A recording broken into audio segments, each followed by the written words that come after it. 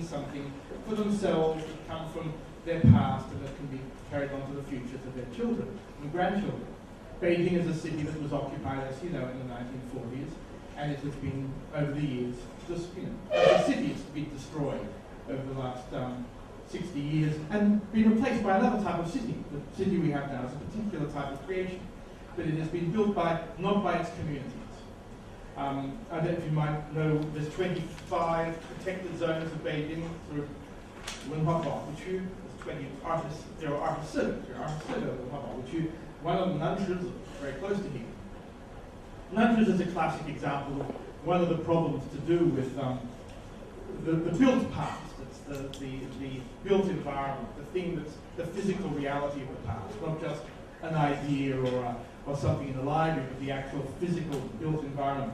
Nanshi is there's an area around the place called Pudusi. Pudusi was part of the Ming Dynasty Southern Gardens, the imperial palace. In the 1640s and 50s, it became the palace of a guy called Dorgun in Chinese, Dorgun in Manchu. And it was his palace until he was done away with by the Shunzhi emperor, died in a hunting accident. And the basis of a community, the whole Pudusi area, Nanshi, has a community that lived there. Manchu and Han community. Manchus at first, and then the Huns moved in last century, a century and a half ago, and became the whole community of Beijing. After 1949, it was all of the, Beijing is full of these courtyard houses, and there's a lot of nostalgia for the destruction of Beijing with Siheyar.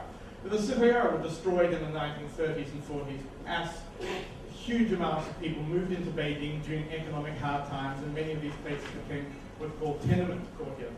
And so they were filled in by people who were just looking for places to live, and many of the courtyards were filled in with little buildings and so on and so forth. This happened in Pudusi, around Pudusi, in Nanshi.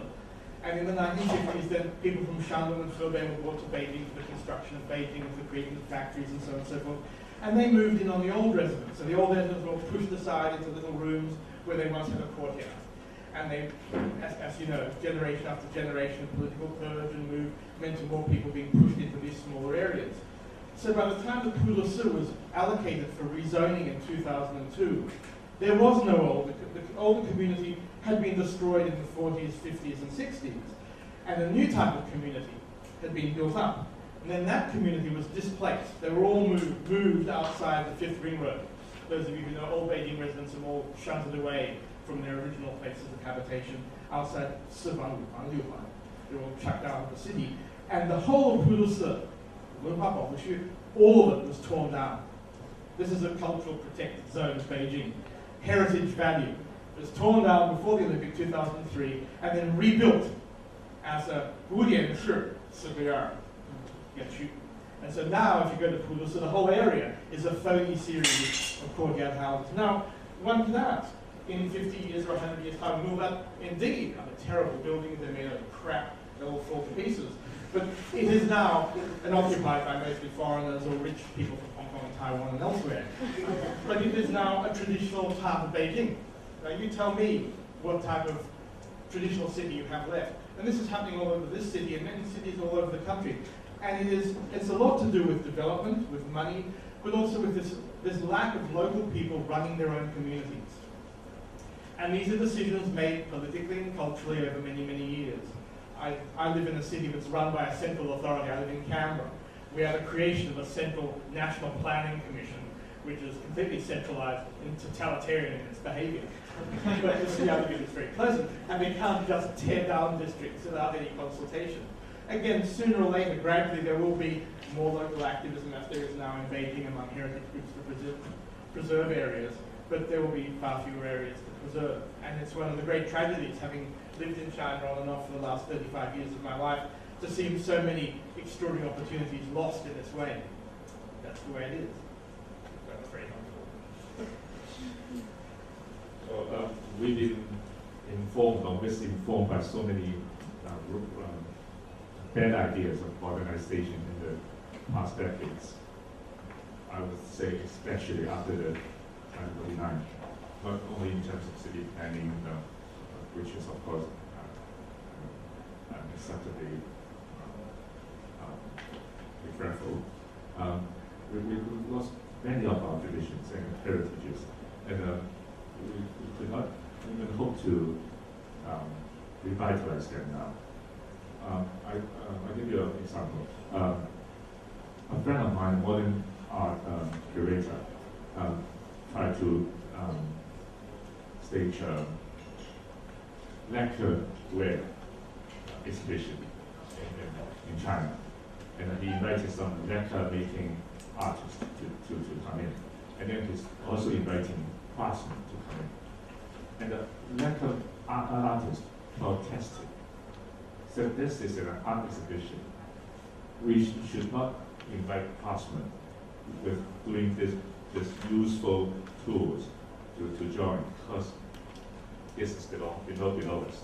Now, that not only contradicts the ideals of the arts and art movements of the West in the late 19th century to early 20th century, that's against the Chinese tradition of respecting craftsmen as well. And they pick up this idea of artists are above all, and then the modernist notion, the 20th century modernist notion, I don't know from where, but that's the case. So we have many savage what to do. That is true. So, since we are getting rich now, I always think we can put aside some resources to help reconstruct some of the heritages. Conceptual, tangible, also intangible.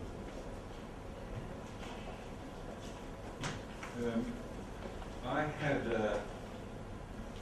another page, another slide, which was to accompany the story of Diogenes. I also had a passage from Zhuangzi. And the book of Zhuangzi is full of this message. I'll read you the passage. A seabird once alighted in the suburban country of Lu, I suppose. The Marquis, Lu Hou, went out to meet it, brought it to the ancestral temple, and prepared to banquet it there. The Jiu Shao was performed. Jiu Shao 就是一种音乐，往下面可以说一个Jiu Shao。我们可能是市少，八少也可以。